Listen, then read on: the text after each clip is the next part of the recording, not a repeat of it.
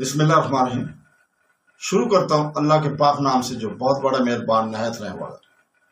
دوستوں، بہنوں، بھائیوں، بزرگوں، السلام علیکم ورحمۃ اللہ وبرکاتہ۔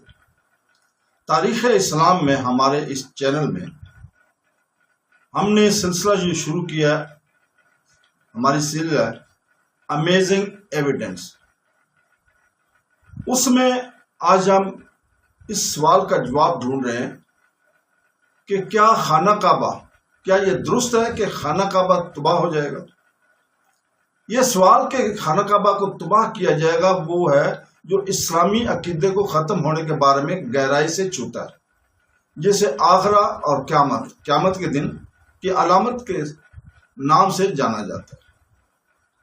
مستند اسلامی تعلیمات، بالخصوص صحیح بخاری اور صحیح مسلم کے حدیث کے مطابق، مجموعوں کے مطابق واقعہ یہ پیشین گوئی موجود ہے کہ خانہ کعبہ کو بالکل آخر میں تباہ ہو جائے گا۔ یہ عقیدہ قیاس یا افسانہ پر مبنی نہیں ہے، بلکہ نبی کریم صلی اللہ علیہ وسلم سے منسوب مستند روایات پر مبنی ہے۔ تاہم اس واقعہ کے سیاق اور سباق، ترتیب اور غیر مفہوم کو سمجھنا ضروری ہے، بجائے اس کے کہ اسے تنہائی میں یا خوف کے ساتھ سمجھا جائے۔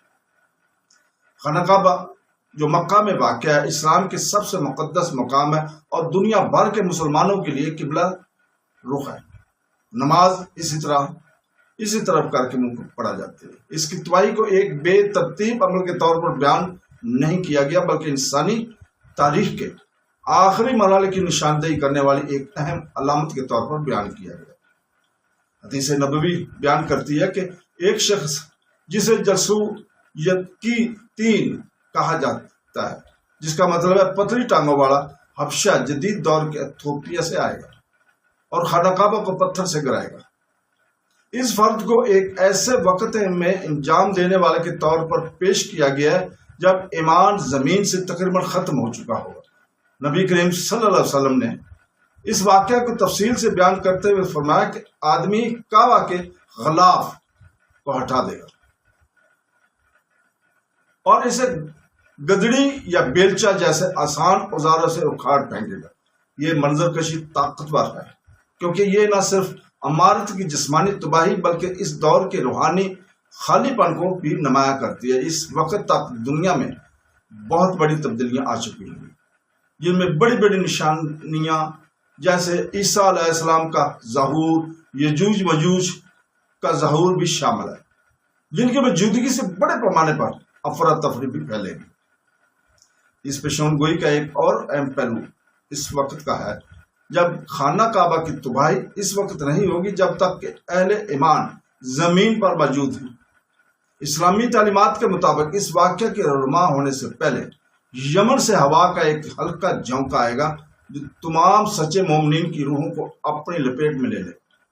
اس کا مطلب یہ ہے کہ صرف بدترین لوگ ہی باقی رہیں گے جن کے پاس ایمان یا اخلاقی رہنمائی نہیں ہے۔ ایسی دنیا میں اب کعبہ کی حرمت کو تسلیم کیا جائے گا اور نہ ہی اس کا احترام کیا جائے گا۔ اسے تباہ کرنے کا عمل اس وقت انسانیت کے ممکن اخلاقی اور روحانی زوال کی عکاسی کرے گا۔ اس لیے یہ واقعہ صرف جسمانی ساحت کے کھو جانے کا نہیں ہے، بلکہ دنیا سے حقیقی ایمان اور حقیقت کے غالب ہونے کی علامت ہے۔ تاریخی تناظر میں غور کرنا بھی ضروری ہے۔ کعبہ کو پوری تاریخ میں متعدد بار نقصان ہوا اور تعمیر نو کا سامنا کرنا پڑا تھا۔ مثال کے طور پر عبداللہ ابن زبیر کے دور میں خانہ کعبہ کو تنازعات میں نقصان پہنچنے کے بعد دوبارہ تعمیر کیا گیا۔ ان واقعات کے باوجود خانہ کعبہ کو ہمیشہ بحال کیا گیا اور اسلامی اتحاد اور عبادت کی مرکزی علامت کے طور پر کھڑا ہے۔ تاہم وقت کے اختتام کے قریب پیشین گوئی کی گئی تباہی کو حتمی قرار دیا گیا ہے، یعنی اسے دوبارہ تعمیر نہیں کیا جائے گا۔ یہ امتیاز اس لیے اہم ہے کہ یہ عام تاریخی واقعات کو یوم آخرت کی غیر معمولی نشانیوں سے الگ کرتا ہے۔ مسلمانوں کے لیے یہ پیشین گوئی خوف اور ہراس کی وجہ کی بجائے ایک یاد دہانی کے کام کرتی ہے۔ اس میں دنیا کی عارضی نوعیت اور ایمان اور راست بازی کو برقرار رکھنے کی اہمیت پر بھی زور دیا گیا۔ خانہ کعبہ بذات خود جبکہ انتہائی مقدس ہے، بالآخر اللہ تعالیٰ کی طرف سے متوجہ عبادت کی علامت ہے۔ اس کی تباہی سے اللہ تعالیٰ کی عظمت یا اسلام کی جوہر میں کوئی کمی نہیں آتی، اس کی بجائے یہ اس بات پر روشنی ڈالتا ہے کہ اس دنیا میں تمام جسمانی چیزیں چاہے کتنی ہی مقدس کیوں نہ ہو، عارضی اور اللہ تعالیٰ کی مرضی کے تابع ہے۔ مومنوں کی اصل توجہ ان کے اعمال، ان کے ایمان اور آخرت کی تیاری پر ہونی چاہیے۔ اسلامی تعلیمات اس بات کی توثیق کرتی ہے کہ خانہ کعبہ کو تباہ کر دیا جائے گا، لیکن یہ واقعہ مستقبل میں ایک خاص دور کا دور دراز کے ساتھ منسلک ہے، ایک اور دور کے ساتھ منسلک ہے، ایسے حالات میں جو موجودہ دنیا میں بہت دور ہے۔ اس وقت ہوگا جب آخری زمانے کی بڑی نشانیاں سامنے آ جائیں گی اور زمین سے سچے مومنوں کے غالب ہو جائیں گے۔ خوف پیدا کرنے کی بجائے یہ پیشین گوئی زندگی کی عارضی نوعیت اور روحانی تیاری کی اہمیت پر غور کرنے کی ترغیب دیتی ہے۔